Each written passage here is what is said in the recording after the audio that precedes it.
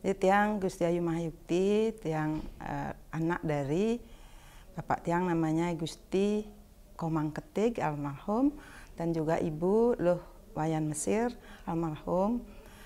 Nah, tiang bersaudara bersebelas, tiang anak ketujuh gitu.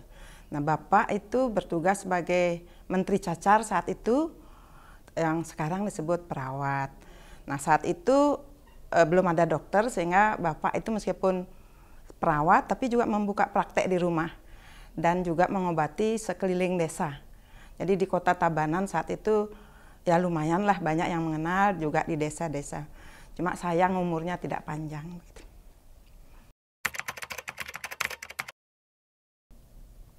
Nah, saat kecil tiang biasa sih seperti anak-anak lain gitu. Cuma setelah Bapak meninggal,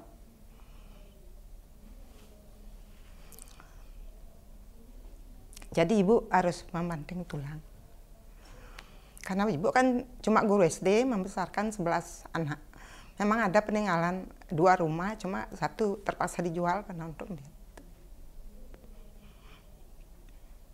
Jadi Ibu pagi-pagi bangun itu membuat dagangan untuk dibawa ke sekolah. Seperti bubur, plecing, juga cendol begitu. Kemudian siswanya disuruh mengambil ke rumah dan membawa ke sekolah. Dan yang bagus saat itu adalah ibu saya pada saat makanan itu bersisa, dagangannya bersisa, itu bukannya dibawa ke rumah tapi diberi ke siswa-siswa yang memang ingin makan makanan itu begitu. Nah, kami bersebelas itu kebetulan sebelum Bapak meninggal, kakak nomor 1 dapat studi di Ujung Pandang, yaitu di Fakultas Kedokteran. Tetapi karena Bapak meninggal, mungkin merasa tidak enak sama adik-adiknya karena bersebelas, kakak itu mengalah, mundur dari Fakultas Kedokteran dan mencari sekolah yang biar bisa cepat bekerja.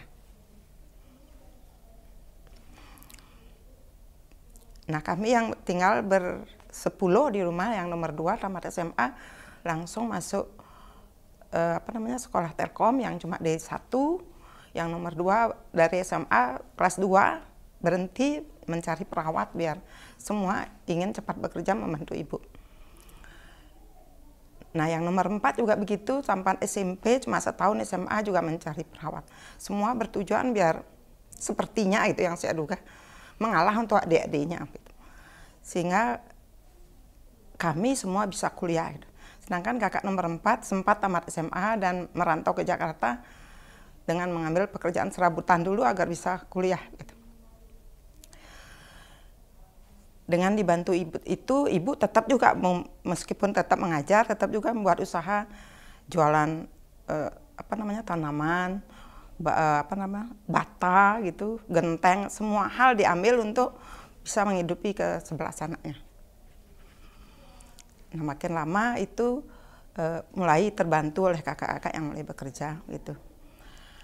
Dan yang paling saya ingat adalah saya bisa, nggak tahu adik-adik kok mau mendengarkan saya gitu. Jadi memerintah adik-adik untuk jadwal seminggu memasak, seminggu mencuci, seminggu nyetrika, dan adik cowok harus menghidupkan lampu setiap hari karena kan saat itu tidak ada listrik begitu.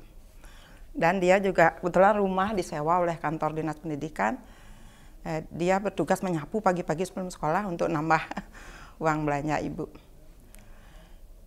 Dan yang saya paling ingat adalah ibu pintar juga, punya banyak langganan di pasar, sehingga setiap bulan kami ngambil stok makanan untuk sebulan dan dibayar setiap awal gajian.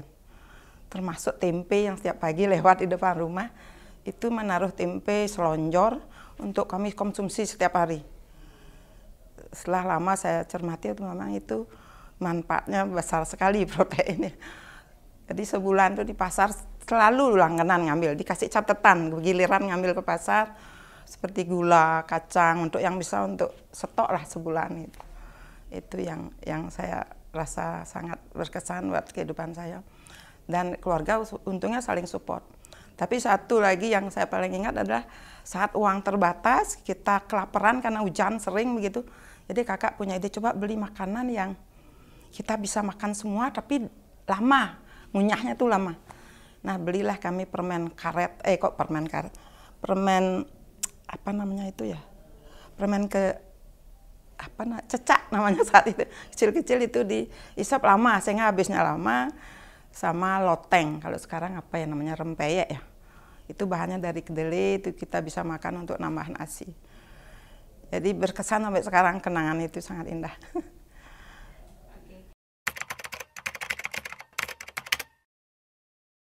Jadi setelah kakak bekerja kan kami adik-adiknya semua bisa masuk SMA.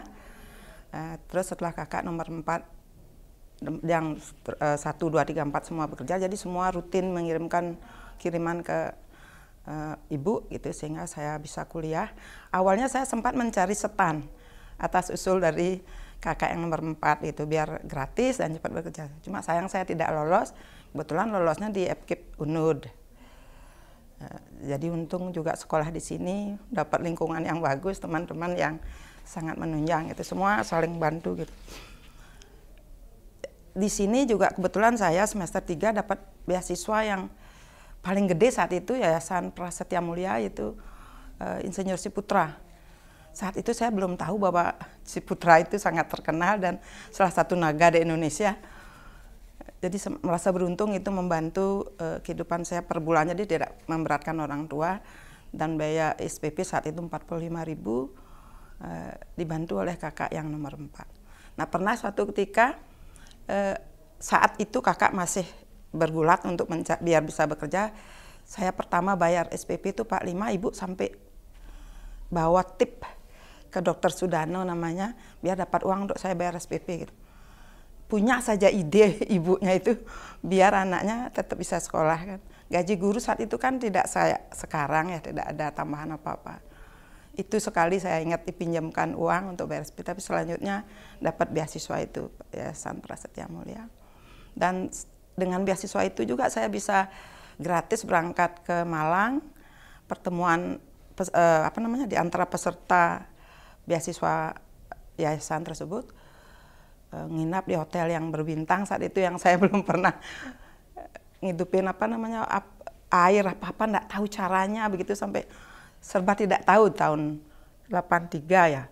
Itu ke sana malah sampai mendaki ke Gunung Bromo yang dinginnya luar biasa.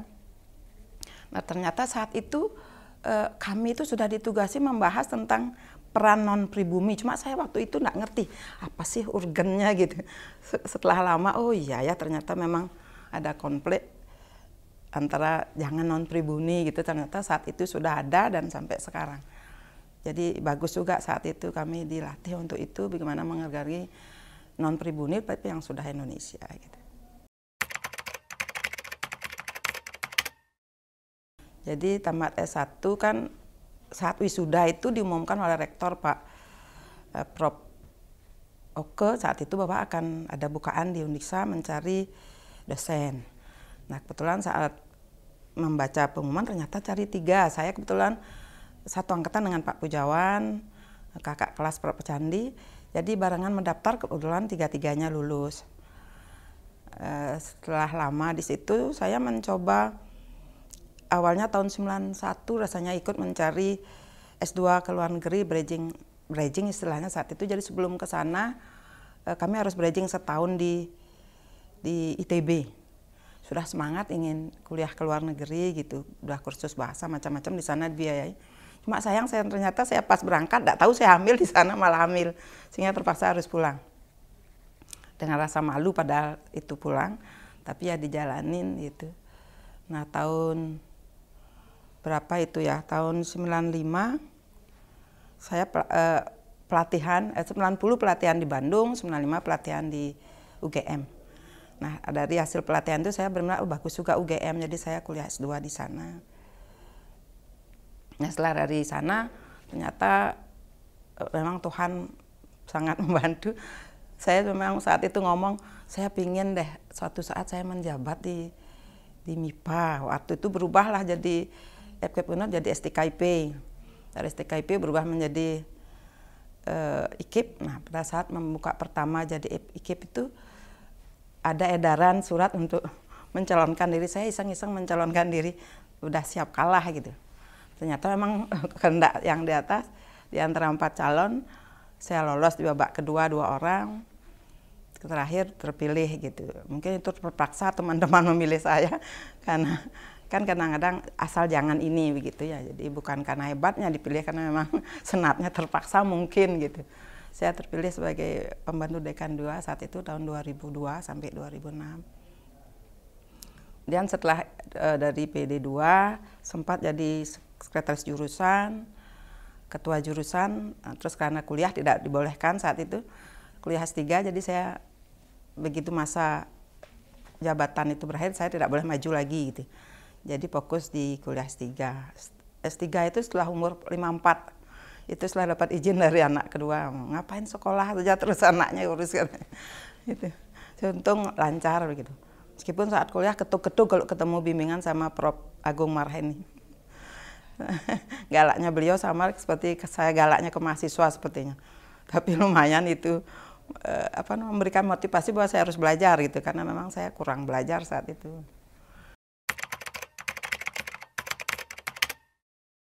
Itu saran dari paman, adik ibu saya bahwa harus sekolah. Saat itu ada pilihan, saat S1 boleh jalur makalah, jalur komprehensif, jalur skripsi. Saya ditanya apa bedanya nanti setelah tamat. Kalau jalur skripsi bisa dosen, udah ambil skripsi katanya. Enggak apa-apa, enggak cepat tamat. Untuk apa cepat tamat kalau tidak bisa meraih yang terbaik gitu. Jadi saya menguatkan diri untuk bisa skripsi sehingga bisa jadi dosen gitu. Terus saat S2 kan memang ada tuntutan. Waktu itu MIPA-nya ingin fokus ke basic science, mengacu ke basic science kurikulumnya. Sehingga harus studi ke murni, jadinya dari pendidikan ke murni harus lewat pra S2 dulu 1 tahun. Gitu. Dan tuntutan lembaga kan juga harus itu. Itu sih, sama memberikan contoh pada anak-anak bahwa tidak belajar itu tidak pernah berhenti gitu. Menurut saya pendidikan itu memang modal. Tidak harus nanti sudah sekolah tinggi-tinggi kok jadi ibu rumah tangga, bukan. Karena itu harus mendidik generasi berikutnya. Modal besar itu untuk keluarga gitu. Tanpa pendidikan kan meskipun kaya kan tidak bisa membentuk generasi berikutnya yang lebih baik dari kita.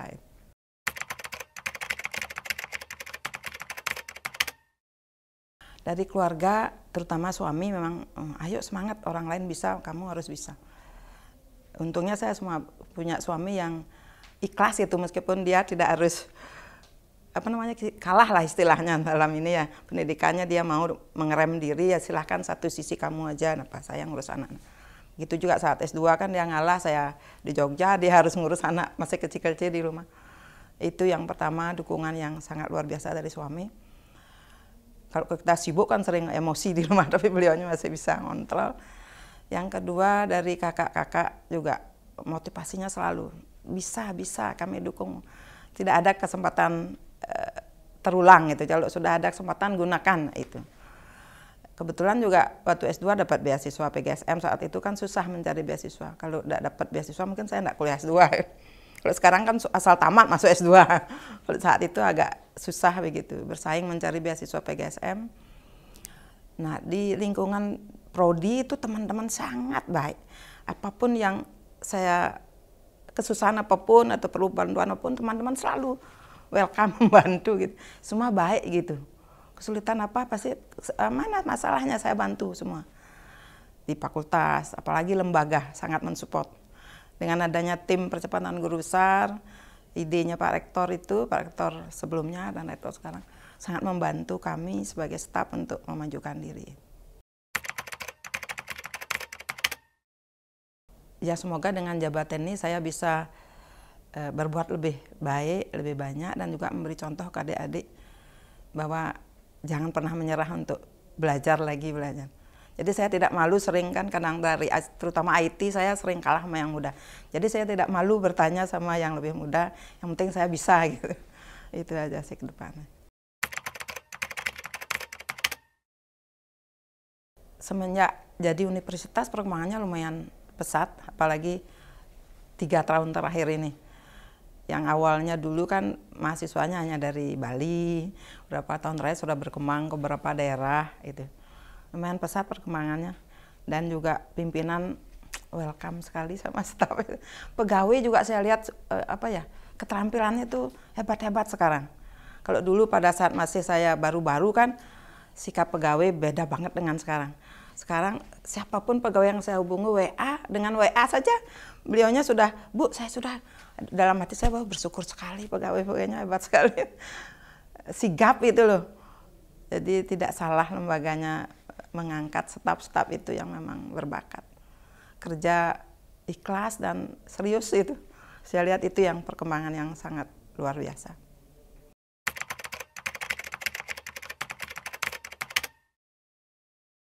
Tetap bekerja sama, karena tidak bisa menghasilkan sesuatu yang hebat kalau kita sendiri-sendiri.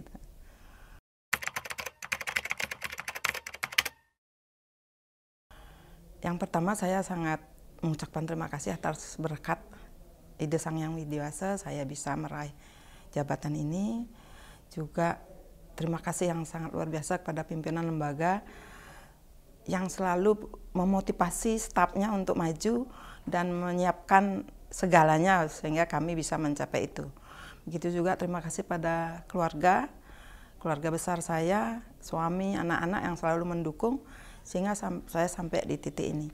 Dan juga teman-teman di prodi, di jurusan, nah, semua sangat baik. Di fakultas, di Undiksa, pokoknya semua. Jadi saya merasa punya rumah kedua yang sama pentingnya seperti rumah pertama. Acara ini diproduksi oleh